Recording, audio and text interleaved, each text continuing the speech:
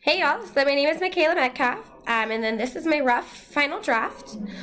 So throughout this class, the thing that stuck out the most to me was the category of just learning how to schedule and kind of balance everything. So with me, it's been hard, and especially going back to school, just maintaining that with work, with school, even with just my free time, my daughter, that has been my biggest flaw.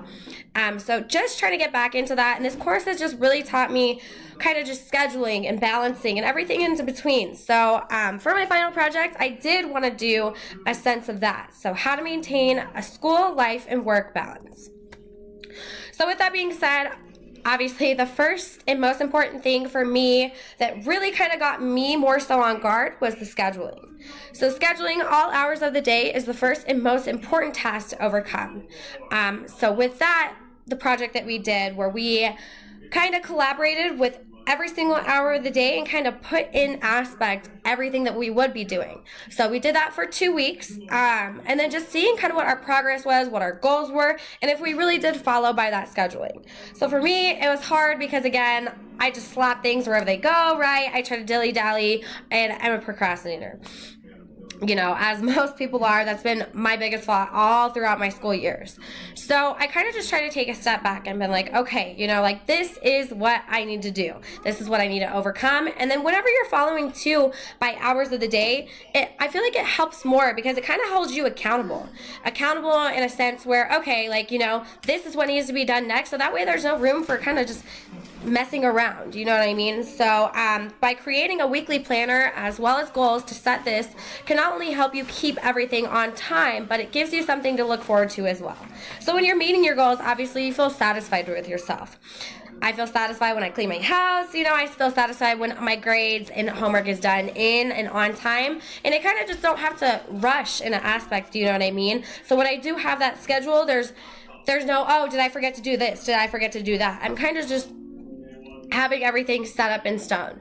So with this, I kind of took, even after our 2-week plan, and I kind of did more so an in-depth detail about what I was doing on a day-to-day basis. And I have actually followed this pretty well for the past month or so, more so that it's became a habit. So after every week, before my schedule comes out, kind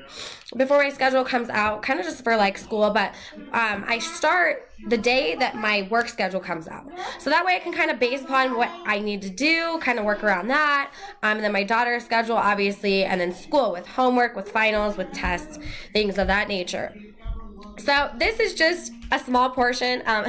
It would not fit in, but so this is a small portion of things that I do between 7 a.m. and 12:30 p.m. So every day I'm waking up at 7 o'clock, making breakfast, rinsing the dishes, showering, hair, outfit, dropping off the baby, going to class, whatever it may entail, this just keeps me balanced in a sense that I know what to do next.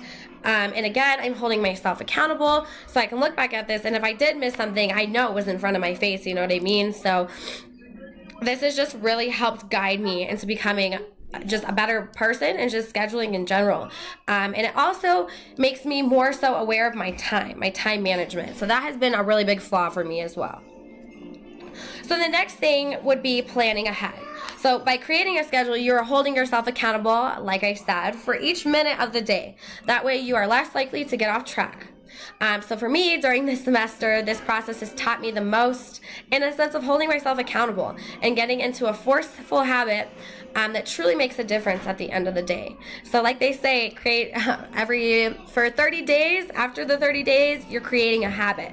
So I'm still getting into the gist of it, but I more so, like I said, every single week when my work schedule comes out, I'm putting this in and I'm tracking it, and I actually have one on my fridge as well, so on a dry erase. So this helps mold for hard work ahead. Not only hard work, but for a successful future. So working ahead, avoiding procrastination is key, in a sense that by procrastinating, you're allowing your to-do list to pile up and intimidating the amount of work that you're given. So obviously, we all get intimidated by certain things, but for me, when things pile up, I get so stressed to the point where I don't know where to start first, and my head just scrambles everywhere. So getting ahead will not only reduce stress, but free up time as well. That way, in case of an emergency, you'll have already knocked out everything that needed to be done, or even just planning ahead and taking steps ahead where you're giving yourself more time for just friends, a moment to just sit down and relax, maybe even enjoy some Netflix, you know? So also, I've also noticed in this that making time for yourself is also a really important attribute, in a sense that it's important for your well-being to have some time just set aside for yourself, for your sanity, just to, if it's just a second to breathe. And I know for me that's really important, especially having a daughter. Sometimes things do get overwhelming, and obviously we're faced with challenges every single day. So this by far has been the most important to me. Thank you guys.